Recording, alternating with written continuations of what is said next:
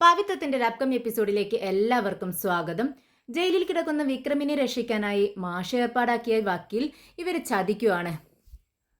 അങ്ങനെ വിക്രമിനെ രക്ഷിക്കാനായി വേദ സ്വയം കേസ് വാദിച്ചുകൊണ്ട് നമ്മുടെ വിക്രമിനെ ജയിലിൽ നിന്നും രക്ഷിക്കുന്ന ഒരു ഭാഗത്തെക്കുറിച്ചാണ് ഇന്നത്തെ വിശേഷത്തിൽ പറയാൻ പോകുന്നത്.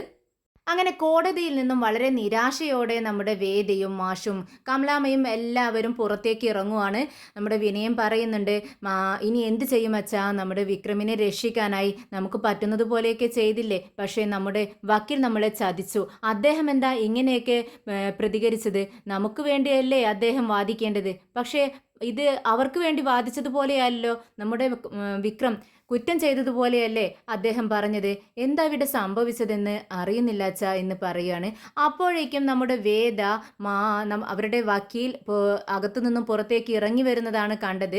ഉടനെ തന്നെ വിനയം പറയുന്നുണ്ട്, ദേ അതാ വരുന്നു അദ്ദേഹം, വേദേ അദ്ദേഹത്തെ വെറുതെ വിടരുത് കേട്ടോ എന്ന് പറയാണ്. അങ്ങനെ മാഷും വേദയും എല്ലാവരും അദ്ദേഹത്തിൻ്റെ അടുത്തേക്ക് ചെല്ലുകയാണ്. അദ്ദേഹത്തെ തടഞ്ഞു നിർത്തിക്കൊണ്ട് ചോദിക്കുന്നുണ്ട് വേദ, എന്താ വക്കീലെ നിങ്ങൾ ഈ കാണിച്ചത്? ഞങ്ങൾ നിങ്ങൾക്ക് കാശ് തന്ന് ഞങ്ങളെ തന്നെ നിങ്ങൾ ചതിക്കുന്നോ? എന്തു പറ്റി? പെട്ടെന്ന് നിങ്ങൾ അങ്ങ് കൂറുമാറിയല്ലോ. എൻ്റെ ഒരു തെറ്റും ചെയ്യാത്ത എൻ്റെ വിക്രം തെറ്റ് ചെയ്തതുപോലെയല്ലേ നിങ്ങൾ അവിടെ വാദിച്ചത്? ഇതിനായിരുന്നോ നിങ്ങൾ ഇങ്ങോട്ടേക്ക് വന്നത്? ഇത് കേട്ട് അദ്ദേഹത്തിന് എന്ത് പറയണമെന്ന് അറിയുന്നില്ല. വക്കീൽ പെട്ടെന്ന് പറയുന്നുണ്ട്, സോറി, നിങ്ങൾ എന്നോട് ക്ഷമിക്കണം, ഞാൻ തെറ്റ് ചെയ്തു, അതെനിക്കറിയാം. എൻ്റെ ജോലിക്ക് നിരക്കാത്ത ഒരു കാര്യമാണ് ചെയ്തത്. പക്ഷേ എൻ്റെ പേരക്കുട്ടിക്ക് ഒരു അപകടം പറ്റുമെന്ന് ഞാൻ അറിഞ്ഞപ്പോൾ അവരെന്നെ ഭീഷണിപ്പെടുത്തിയപ്പോൾ ഞാൻ അതിന് സമ്മതിക്കേണ്ടി വന്നു. അതുകൊണ്ട് മാത്രമാണ്, എൻ്റെ കുട്ടിയുടെ ജീവന് വേണ്ടി മാത്രമാണ് ഞാൻ ഇങ്ങനെയെല്ലാം വാദിച്ചത്. നിങ്ങൾ എന്നോട് ക്ഷമിക്കണം എന്ന് പറയുകയാണ്. ഇത് കേട്ടതും എല്ലാവർക്കും കാര്യം പിടികിട്ടുകയാണ്. ഇതിന് പിന്നിൽ ആരോ പ്രവർത്തിക്കുന്നുണ്ട്. ഭീഷണിപ്പെടുത്തിയത് കൊണ്ട് മാത്രമാണ് തങ്ങളുടെ വക്കീൽ തങ്ങൾക്കെതിരായി വാദിച്ചതെന്ന് വേദയ്ക്കും മാഷിനൊക്കെ മനസ്സിലാവുന്നുണ്ട്. പിന്നീട് ദർശൻ കോടതിയിൽ നിന്ന് പുറത്തേക്ക് ഇറങ്ങുന്നത് കണ്ടതും വേദ ദർശൻ്റെ അടുത്തേക്ക് ചെല്ലുന്നുണ്ട്. എന്താ വേദേ, സുഖമല്ലേ എന്ന് ചോദിക്കുകയാണ്. ഓ, സുഖം തന്നെ. ഉടനെ ദർശൻ ചോദിക്കുന്നുണ്ട്, ഇപ്പോഴും നിനക്ക് വിശ്വാസമുണ്ടോ നിന്റെ വിക്രമിനെ നിനക്ക് രക്ഷിച്ചെടുക്കാൻ പറ്റുമെന്ന്? അതിലൊരു കുറവുമില്ല, വിശ്വാസത്തിന് ഒരു കുറവുമില്ല. വിക്രം തെറ്റ് ചെയ്തിട്ടില്ല, ഞാൻ ഉറച്ചു വിശ്വസിക്കുന്നു, അത് ഞാൻ തെളിയിക്കുകയും ചെയ്യും. ഇനിയും സമയമുണ്ടല്ലോ, ഞാൻ ഉറച്ചു വിശ്വസിക്കുന്നു എന്നും പറഞ്ഞുകൊണ്ട് അവിടെ നിന്നും ഇറങ്ങുവാണ്. അപ്പോഴാണ് പരമു പെട്ടെന്ന് നമ്മുടെ വേദിയുടെ അടുത്തേക്ക് വരുന്നത്. പരമു വളരെ നന്നായി അഭിനയിക്കുകയാണ് വേദിയുടെ മുന്നിൽ. ഓ മാഡം, വിക്രം ജയിലിലാണല്ലേ? ഞാൻ അറിഞ്ഞു. അത്ര നല്ല സ്വഭാവമാണ് വിക്രമിൻ്റേത്. അദ്ദേഹം ഇങ്ങനെ ഒരു കള്ളക്കേസിൽ കുടുങ്ങി ആരോ പെടുത്തിയത് തന്നെ, അല്ലാതെ ഇങ്ങനെ ഒരു തെറ്റ് അദ്ദേഹം ചെയ്യോ? ഇവിടെയുള്ളവർക്കും നാട്ടുകാർക്കും എല്ലാവർക്കും അറിയാവുന്നതല്ലേ ഇത്തരത്തിലുള്ള തെറ്റുകളൊന്നും വിക്രം ചെയ്യില്ലെന്ന്. എന്ത് ചെയ്യാം, ഇനി എങ്ങനെ അദ്ദേഹത്തെ ജയിലിൽ നിന്ന് ഇറക്കും എന്നൊക്കെ പറഞ്ഞുകൊണ്ട് എനിക്ക് ഒരുപാട് വിഷമമുണ്ട് ഇതിൽ എന്ന് പറയുകയാണ്. ഇത് കേട്ടതും വേദ പറയുന്നുണ്ട്, ഓക്കെ, എനിക്കല്പം തിരക്കുണ്ട്, ഞങ്ങൾ പോട്ടെ എന്നും പറഞ്ഞുകൊണ്ട് അവിടെ നിന്നും എല്ലാവരും വീട്ടിലേക്ക് വരുവാണ്. വീട്ടിലേക്ക് വന്നതും എല്ലാവരും വട്ടം വളഞ്ഞിരുന്ന് ചർച്ചയിലാണ് എങ്ങനെ വിക്രമിനെ പുറത്തിറക്കാം. ഇനി ഇതിനിടയിൽ മാഷ് പറയുന്നുണ്ട്, ഇനി ഒരു വക്കീലിനെയും ഇത്രയും കുറഞ്ഞ സമയം കൊണ്ട് നമുക്ക് ഏർപ്പാടാക്കാൻ പറ്റത്തില്ല, ഇനി എന്ത് ചെയ്യും എന്നുള്ള ഒരു ചിന്തയിലാണ് എല്ലാവരും. അപ്പോഴേക്കും നമ്മുടെ കമലാമ്മ സങ്കടപ്പെട്ട് കരയാൻ തുടങ്ങി. അപ്പോഴാണ് വേദ പറയുന്നത്, അമ്മ കരയണ്ട, വിക്രം തെറ്റൊന്നും ചെയ്തിട്ടില്ലേ, നമുക്ക് വിശ്വാസമുണ്ടല്ലോ, പിന്നെ എന്തിനാ അമ്മ കരയുന്നത്?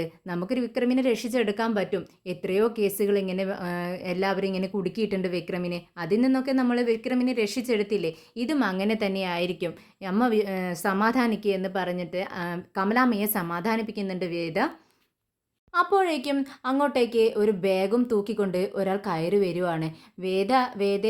വേദയെ അന്വേഷിച്ചാണ് വരുന്നത്. വേദ ചെല്ലുന്ന സമയത്ത് ആളെ കണ്ട് പെട്ടെന്ന് മനസ്സിലാവുന്നില്ല. മേഡത്തിന് എന്നെ മനസ്സിലായില്ലേ? ഞാൻ സുരേഷ്. ഒരു സമയത്ത് ഞാൻ ജോലി കിട്ടാതെ ഇരിക്കുന്ന സമയത്ത് മേഡമല്ലേ മേഡത്തിൻ്റെ അച്ഛൻ്റെ കീഴിൽ എന്നെ അസിസ്റ്റൻ്റായി നിയമിച്ചത്. ഇപ്പോൾ ഞാൻ നല്ല ജോലി ചെയ്ത് ജീവിക്കുകയാണ്, അഡ്വക്കേറ്റാണ് ഞാൻ എന്ന് പറയുകയാണ്. ഉടനെ തന്നെ വേദയ്ക്ക് മനസ്സിലായി, ഓ സുരേഷ്, ഞാനിപ്പോൾ ഓർക്കുന്നു.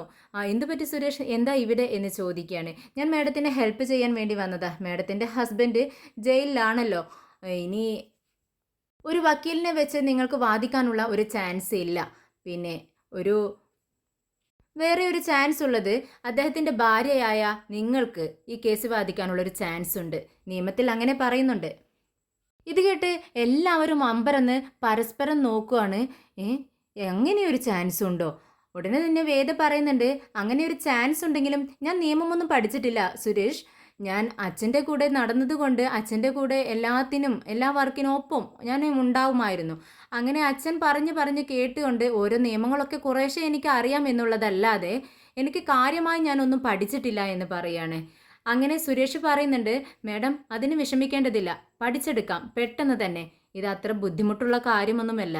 പിന്നെ ഞാൻ എൻ്റെ ബാഗിലുള്ള ഈ എൻ്റെ ഈ ബാഗിൽ നിറയെ നിയമത്തിൻ്റെ ബുക്കുകളാണ്. ഇത് മാഡം ഒറ്റ രാത്രിയെ സമയമുള്ളൂ. ആ ഒരു രാത്രി കൊണ്ട് മാഡം ഏകദേശം പഠിച്ചെടുക്കണം. ഇമ്പോർട്ടൻ്റ് ആയ എല്ലാ ഭാഗങ്ങളും ദേ ഇതുപോലെ പേപ്പർ വെച്ച് ഞാൻ എല്ലാം അടയാളപ്പെടുത്തി വെച്ചിട്ടുണ്ട്. ആ ഭാഗം മാത്രം മാഡം നോക്കിയാൽ മതി. ഇത് കേട്ടതും വേദ ഒന്നും മിണ്ടാതെ നിൽക്കുകയാണ്. പെട്ടെന്ന് മാഷ് പറയുന്നുണ്ട്, മോളെ അദ്ദേഹം പറയുന്നതിൽ കാര്യമുണ്ട്. നമുക്ക് ഈ ഒരു ഓപ്ഷൻ അല്ലാതെ വേറൊരു ഓപ്ഷൻ ഇല്ല. അതുകൊണ്ട് തന്നെ മോൾ അത് സ്വീകരിക്കുക. പിന്നെ മോൾക്കിതിന് ഇത് ചെയ്യാൻ പറ്റും, പഠിച്ചെടുക്കാൻ പറ്റും, എനിക്ക് വിശ്വാസമുണ്ട്. മോള് നല്ല ടാലൻ്റ് ഉള്ള കുട്ടിയല്ലേ, മോളൊന്ന് ശ്രമിച്ചു നോക്ക്, നടക്കട്ടെ. എന്തായാലും വേറെ ചാൻസ് ഒന്നുമില്ല എന്ന് പറയുകയാണ്. അച്ഛൻ്റെ ഈ വാക്കുകൾ കേട്ടപ്പോൾ നമ്മുടെ വേദയ്ക്ക് കുറച്ച് ഇൻട്രസ്റ്റ് ആവുന്നുണ്ട്. പെട്ടെന്ന് പറയുന്നുണ്ട്, ശരി എങ്കിൽ ഞാനൊന്ന് ശ്രമിച്ചു നോക്കാം. നമ്മൾ ശ്രമിച്ചില്ല എന്നുള്ളൊരു നമുക്കൊരു വിഷമം പാടില്ലല്ലോ. ശരി, എൻ്റെ വിക്രമിന് വേണ്ടിയല്ലേ എന്ന് പറഞ്ഞുകൊണ്ട് അദ്ദേഹത്തിൻ്റെ കയ്യിൽ നിന്നും ആ ബാഗ് വേടിക്കുകയാണ്. അങ്ങനെ അവിടെ നിന്നും അവർ പോകുന്നുണ്ട്. അങ്ങനെ വിനയനും വിശ്വനും ചേർന്ന് ആ ബാഗ് തുറന്നു നോക്കുന്ന സമയത്ത് വളരെ കട്ടി കൂടിയ കുറേ ബുക്സുകളാണ് അതിൽ.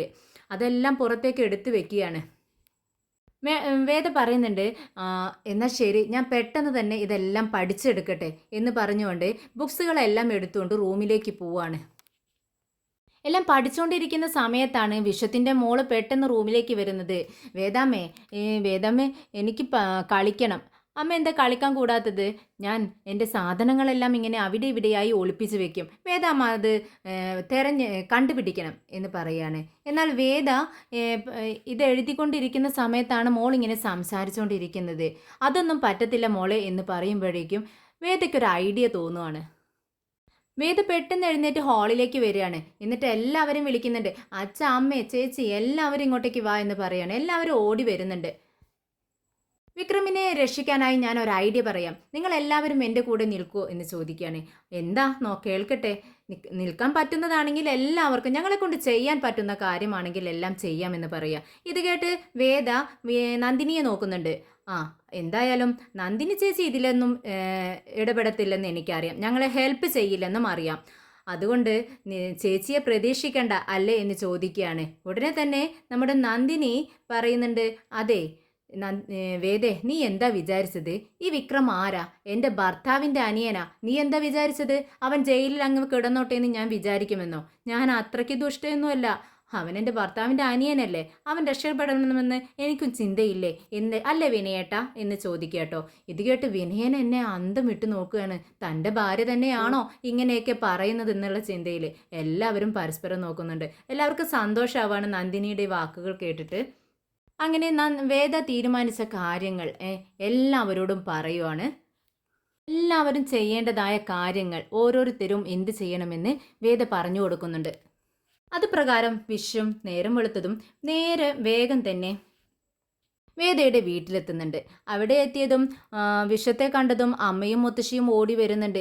അല്ല എന്താ വിശ്വ നീ അവിടെ തന്നെ നിന്ന് കളഞ്ഞത്? ഇങ്ങോട്ട് അകത്തിരിക്കുക എന്ന് പറഞ്ഞുകൊണ്ട് അകത്തേക്ക് ഇരിക്കുവാൻ വേണ്ടി പറയുകയാണ്. എനിക്ക് സാറിനെ ഒന്ന് കാണണം എന്ന് പറയാണ്. ശങ്കരനാരായണൻ സാറിനെ കാണണമെന്ന് പറയുമ്പോൾ അദ്ദേഹം കുറച്ച് ദേഷ്യത്തിലാണ്. എന്തായാലും ഞാൻ വിളിച്ചു നോക്കാം എന്നും പറഞ്ഞുകൊണ്ട് പത്മയും നമ്മുടെ മുത്തശ്ശിയും ചേർന്ന് മുകളിലെ റൂമിലേക്ക് ചെല്ലുകയാണ്. എന്നാൽ അദ്ദേഹത്തോട് പറയുന്ന സമയത്ത് ശങ്കരനാരായണനോട് പറയുന്നുണ്ട്, നമ്മുടെ വിക്രമിൻ്റെ ചേട്ടൻ കാണാനായി വന്നിട്ടുണ്ട്. പേടിച്ചാട്ടോ പറയുന്നത്. ഇത് കേട്ടതും അവർ പ്രതീക്ഷിച്ചതുപോലെ തന്നെ പൊട്ടിത്തെറിക്കുകയാണ് നമ്മുടെ ശങ്കരനാരായണൻ. ഞാൻ വിധി പറയാൻ പോകുന്ന ഒരു കേസിൻ്റെ ഉൾപ്പെടുന്ന ആളിൻ്റെ ചേട്ടൻ ഇവിടെ വരിക എന്ന് പറയുന്നത് തെറ്റായ കാര്യമാണ്. നിങ്ങൾക്ക് നിയമം അറിയാത്തത് കൊണ്ടാണ്. അങ്ങനെ ചെയ്യാൻ പാടില്ല. എനിക്ക് അദ്ദേഹത്തെ കാണേണ്ട ആവശ്യമില്ല. പിന്നെ അത്രയ്ക്ക് നിർബന്ധമാണെങ്കിൽ ഇവിടെ വന്ന് കണ്ടിട്ട് പെട്ടെന്ന് അങ്ങ് പോവാൻ പറ എന്ന് പറയുന്നുണ്ട്. പെട്ടെന്ന് അവരങ്ങ് താഴേക്ക് ഇറങ്ങി ചെല്ലുന്ന സമയത്ത് വിഷത്തെ അവിടെ കാണുന്നില്ല. അങ്ങനെ ദീപ്തിയോട് ചോദിക്കുന്നുണ്ട്, മോളെ വിഷം എവിടെ? അദ്ദേഹം പോയെന്ന് തോന്നുന്നു അമ്മ, ഇവിടെ കാണാനില്ലെന്ന് പറയാണ്. എന്നാൽ വിഷം വന്നത് വേദ കൊണ്ടുവന്ന ക്യാഷ് അവിടെ ഒളിപ്പിക്കാൻ വേണ്ടിയാണ്. വേദ ഒരു കട്ട് ക്യാഷ് വിശ്വത്തിൻ്റെ കയ്യിൽ കൊടുത്തയച്ചിട്ടുണ്ടായിരുന്നു. അത് അവിടുത്തെ ഹാളിലിരിക്കുന്ന ഒരു ഷെൽഫിൽ അങ്ങ് വെക്കുകയാണ്. ആരും കാണാതെ ഒളിപ്പിച്ച് വെക്കുകയാണ് വിശ്വം. അങ്ങനെ വീട്ടിലേക്ക് തിരിച്ചു വരുന്നുണ്ട്. ഒരല്പ നിമിഷം കഴിഞ്ഞതും വേദ വിനയനെ അങ്ങോട്ടേക്ക് പറഞ്ഞയക്കുകയാണ്. വിനയനും ഇദ്ദേഹത്തെ ശങ്കരനാരായണനെ കാണണമെന്ന് പറഞ്ഞുകൊണ്ടാണ് ചെല്ലുന്നത്. അങ്ങോട്ട് അകത്തേക്ക് ചെന്നോളാൻ പറയാണ് നമ്മുടെ ശ്രീ എന്തിനാണ് അങ്ങനെ പറയുന്നത് വെച്ചാൽ, വിനയനെ നല്ല വഴക്ക് കേൾക്കും അച്ഛൻ്റെ കയ്യിൽ നിന്നും എന്ന് ശ്രീക്ക് അറിയാം. അങ്ങനെ തന്നെ സംഭവിക്കട്ടെ എന്ന് വിചാരിച്ചുകൊണ്ട് തന്നെ അകത്തേക്ക് തള്ളിവിടുകയാണ് നമ്മുടെ ശങ്കരനാരായണൻ്റെ റൂമിലേക്ക്. അദ്ദേഹമാണെങ്കിൽ റൂമിൽ അങ്ങനെ കേസിൻ്റെ ഫയലുകളെല്ലാം നോക്കിക്കൊണ്ടിരിക്കുകയാണ്. പെട്ടെന്ന് വിനയൻ അങ്ങ് കയറി ചെല്ലുകയാണ്. നീ ആരാ? നിന്നെ ആരാ ഇങ്ങോട്ടേക്ക് കടത്തിവിട്ടതെന്ന് ചോദിക്കുന്നുണ്ട്. അത് എനിക്കൊരു കാര്യം പറയാനുണ്ട്. ഞാൻ വിക്രമിൻ്റെ ചേട്ടനാണെന്ന് പറയാണ്. ഇത് കേട്ടതും അദ്ദേഹം അങ്ങ് പൊട്ടിത്തെറിക്കുകയാണ്. കുറേ വഴക്കങ്ങ് പറയുന്നുണ്ട്. എന്നിട്ട് അവിടെ നിന്നും അങ്ങ് എഴുന്നേറ്റ് പോവാണ്. എനിക്ക് നിന്നെ കാണണ്ട, മര്യാദയ്ക്ക് റൂമിൽ നിന്നും ഇറങ്ങിപ്പോക്കണം എന്നും പറഞ്ഞുകൊണ്ട് അവിടെ നിന്നും ഇറങ്ങിപ്പോവാണ് റൂമിൽ നിന്നും. ഇതേ സമയം നമ്മുടെ വിനയൻ തൻ്റെ കയ്യിലുണ്ടായിരുന്ന ഒരു കവർ ആ റൂമിലും ഒളിപ്പിച്ച് വെക്കുന്നുണ്ട്. അങ്ങനെ അവിടെ നിന്നും അദ്ദേഹം പെട്ടെന്ന് പുറത്തേക്ക് പോവുകയാണ്. അങ്ങനെ നന്ദിനിയെയും വിനയനെയും പറഞ്ഞയച്ച് അദ്ദേഹത്തിൻ്റെ കാറിൽ, അതായത് ശങ്കരനാരായണൻ്റെ കാറിലും വേദ ഓരോ സാധനങ്ങൾ, മാരകമായ ആയുധങ്ങളും എല്ലാം ഒളിപ്പിച്ച് വെക്കുകയാണ്. അങ്ങനെ നമ്മുടെ ശ്രീജയെയും അമ്മയെയും പറഞ്ഞയച്ച് കോടതിയിലുള്ള അദ്ദേഹത്തിൻ്റെ റൂമിൽ, കോടതിയിലുള്ള ആ റൂമിലും ഓരോ സാധനങ്ങൾ വേദ കൊടുത്തയക്കുന്ന മാരകമായ സാധനങ്ങൾ അവിടെ എല്ലാം ഒളിപ്പിച്ച് വെക്കുകയാണ്. നമ്മുടെ ശങ്കരനാരായണൻ പോകാൻ സാധ്യതയുള്ള എല്ലാ സ്ഥലങ്ങളിലും ഇങ്ങനെ ഓരോ സാധനങ്ങൾ ഒളിപ്പിച്ച് വെക്കുന്നുണ്ട്. എന്നെ വിക്രമിൻ്റെ കേസ് വാദിക്കുന്ന ദിവസം എത്തിയതും പതിവ് പോലെ എല്ലാവരും കോടതിയിലെത്തുവാണ്. നമ്മുടെ ശങ്കരനാരായണൻ ചേംബറിൽ ഇരിക്കുന്നുണ്ട്. വിക്രം പതിവ് പോലെ പ്രതിക്കൂട്ടിൽ വന്ന് നിൽക്കുന്നു. അങ്ങനെ പ്രതിക്ക് വേണ്ടി ആരെങ്കിലും ഹാജരാവുന്നുണ്ടോ എന്ന് ചോദിച്ചപ്പോൾ നമ്മുടെ വേദ ധൈര്യത്തോടെ തന്നെ മുന്നോട്ടിറങ്ങി വന്ന്, ഞാനാണ് വാദിക്കാൻ പോകുന്നത്, ഞാൻ അദ്ദേഹത്തിൻ്റെ ഭാര്യയാണ് എന്ന് പറയുകയാണ്. അങ്ങനെ അതിനുള്ള അനുമതി കൊടുക്കുകയാണ് ശങ്കരനാരായണൻ. തൻ്റെ ഭർത്താവ് ഒരു തെറ്റും ചെയ്തിട്ടില്ലെന്നും അദ്ദേഹത്തിനെ ആരോ ചതിച്ചതാണെന്നും താൻ ഉറച്ചു വിശ്വസിക്കുന്നു എന്ന് അവിടെ വാദിക്കുകയാണ് വേദ. എന്നാൽ അതിന് വിശ്വാസം മാത്രം പോരാ, അതിനുള്ള തെളിവുകളാണ് ആവശ്യം. തെളിവുകൾ അദ്ദേഹത്തിന് അനുകൂലമല്ല എന്നാണ് ശങ്കരനാരായണൻ പറയുന്നത്. അപ്പോൾ സാഹചര്യങ്ങളും തെളിവുകളും അനുകൂലമല്ലെങ്കിൽ ഒരു പാവപ്പെട്ട മനുഷ്യൻ ശിക്ഷിക്കപ്പെടട്ടെ എന്നാണോ നിങ്ങളുടെ നിയമം പറയുന്നത് എന്ന് ചോദിക്കുകയാണ്. ഉടനെ തന്നെ ശങ്കരനാരായണൻ പറയുന്നുണ്ട്, അതെ, തെളിവുകൾ തന്നെയാണ് പ്രധാനം. ഓഹോ, അപ്പോൾ എൻ്റെ ഭർത്താവ് തെറ്റ് ചെയ്തിട്ടില്ല, അവിടെ ആരോ ഇത് പൗഡർ ഒളിപ്പിച്ച് വെച്ചതാണ് വണ്ടിയിൽ, അദ്ദേഹത്തിൻ്റെ വണ്ടിയിൽ. അപ്പോൾ അദ്ദേഹം തെറ്റുകാരനാണെന്ന് നിങ്ങൾ പറയുന്നു. അപ്പോൾ ഇതേ തെറ്റ് ഒരു ജഡ്ജ് ആവർത്തിച്ചാലും അത് തെറ്റാവുമോ എന്ന് ചോദിക്കുകയാണ് വേദ. അതായത് ഒരു ജഡ്ജിൻ്റെ വാഹനത്തിലും ഇതുപോലുള്ള സാധനങ്ങൾ മറ്റൊരാൾ ഒളിപ്പിച്ച് വെച്ചാൽ ഒരു ജഡ്ജും അതിന് ഉത്തരവാദിയാണോ എന്ന് ചോദിക്കുകയാണ്.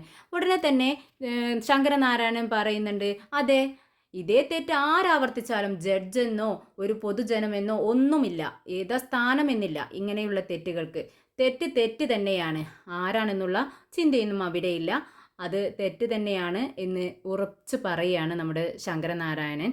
അപ്പോൾ തന്നെ വളരെ ധൈര്യത്തോടെ നമ്മുടെ വേദ പറയുന്നുണ്ട്, ഓ എങ്കിൽ ശരി, അനധികൃതമായി കുറച്ച് സാധനങ്ങൾ ജസ്റ്റിസ് ശങ്കരനാരായണൻ്റെ വാഹനത്തിലും വീട്ടിലും ഓഫീസിലും എല്ലാം പേഴ്സണലായ എല്ലാ സ്ഥലങ്ങളിലും ഒളിപ്പിച്ചു വെച്ചിട്ടുണ്ട്. അങ്ങനെ ഒരു ന്യൂസ് ഞാൻ നിങ്ങൾക്ക് തരുന്നു. പെട്ടെന്ന് തന്നെ അവിടെയെല്ലാം സെർച്ച് ചെയ്യണം എന്ന് പറയാണ്. ഉടനെ തന്നെ ശങ്കരനാരായണനും ദർശനും എല്ലാവരും ഞെട്ടുന്നുണ്ട്. എന്താ ഇവളി പറയുന്നത്? ഉടനെ തന്നെ ശങ്കരനാരായണൻ പറയുന്നുണ്ട്, അതെ, നിങ്ങൾ ആർക്കു നേരെയാണ് ഈ ആരോപണം ഉന്നയിക്കുന്നത് എന്ന് നീ ആലോചിക്കണം എന്ന് പറയുമ്പോൾ വേദ പറയുന്നുണ്ട്, ഞാൻ വ്യക്തമായി ആലോചിച്ച് തന്നെയാണ് ഇതെല്ലാം പറയുന്നത്, എനിക്ക് ഉറച്ച വിശ്വാസമുണ്ട് എന്ന് പറയാണ്.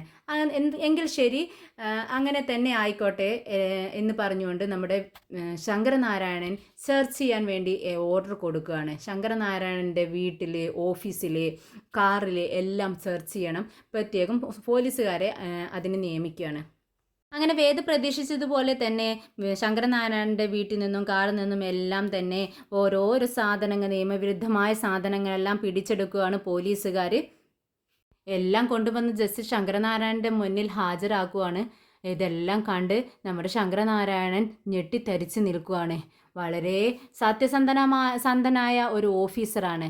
തൻ്റെ വീട്ടിൽ നിന്നും കാറിൽ നിന്നെല്ലാം ഇത് പിടിച്ചെടുത്തു എന്ന് പറയുമ്പോൾ അദ്ദേഹത്തിന് ഒട്ടും വിശ്വാസം വരുന്നില്ല. അദ്ദേഹം എല്ലാവരോടുമായി ഉറക്കെ വിളിച്ച് പറയുന്നുണ്ട്, ഇതൊന്നും ഞാൻ ഉപയോഗിക്കുന്ന സാധനമല്ല, ഇതൊന്നും എൻ്റേതല്ല, ഇതാരോ എന്നെ ചതിച്ചതാണ് എന്ന് പറയാണ്. ഇത് കേട്ടതും വേദ എടുത്തടിച്ചതുപോലെ പറയുന്നുണ്ട്, ഇതാ കണ്ടോ, നിങ്ങളുടെ വീട്ടിൽ ഇങ്ങനെയുള്ള സാധനങ്ങൾ കണ്ടെടുത്തപ്പോൾ, നിങ്ങളുടെ സ്ഥലങ്ങളിൽ നിന്നും കണ്ടെടുത്തപ്പോൾ അതാരോ ചതിച്ചതാണെന്ന് അല്ലേ? അപ്പോൾ ഇത് തന്നെയാണ് ഞാനും പറയുന്നത്. എൻ്റെ ഭർത്താവിന് ഉപയോഗിക്കാത്ത സാധനങ്ങൾ അദ്ദേഹത്തിൻ്റെ വണ്ടിയിൽ നിന്നും കണ്ടെടുത്തു എന്ന് പറയുന്ന സമയത്ത് അദ്ദേഹത്തെ ആരോ ചതിച്ചതാണ്, ഇത് തന്നെയാണ് ഞാനും നിങ്ങളോട് പറയുന്നത് എന്ന് പറയുകയാണ് നമ്മുടെ വേദ. അങ്ങനെ ജസ്റ്റിസ് ശങ്കരനാരായണൻ ഇതെല്ലാം മനസ്സിലാക്കിക്കൊണ്ട് തന്നെ, നിരപരാധിത്വം മനസ്സിലാക്കിക്കൊണ്ട് തന്നെ വിക്രമിനെ വെറുതെ വിടാൻ വേണ്ടി തീരുമാനിക്കുകയാണ്. അങ്ങനെ വിക്രമിനെ കേസ് തെളിയുന്നുണ്ട്, അങ്ങനെ വെറുതെ വിടുവാണ്. അങ്ങനെ കോടതിയിൽ നിന്നും പുറത്തേക്ക് ഇറങ്ങി വരുന്ന ശങ്കരനാരായണൻ നമ്മുടെ വേദയെ കാണുന്നുണ്ട് കേട്ടോ. വളരെ സന്തോഷത്തോടെയാണ്, ഒരു അച്ഛൻ്റെ അഭിമാനത്തോടെ തന്നെ വേദയെ നോക്കിക്കൊണ്ട് ശങ്കരനാരായണൻ പറയുന്നുണ്ട്, ഞാൻ നിന്നെക്കുറിച്ച് അഭിമാനിക്കുന്നു. എന്താണെന്നറിയാമോ, എത്രയോ നിസ്സാരമായി തോൽക്കേണ്ട ഒരു കേസായിരുന്നു, ഒരു തെളിവുകളും ഉണ്ടായിരുന്നില്ല, പക്ഷേ നീ അത് ജയിപ്പിച്ചെടുത്തു. അത് നിന്റെ മിടുക്ക്. നീ ഒരു വക്കീലാവേണ്ടതായിരുന്നു മോളെ, ഒരു ഡോക്ടറല്ല, ഒരു വക്കീലാവേണ്ടതായിരുന്നു.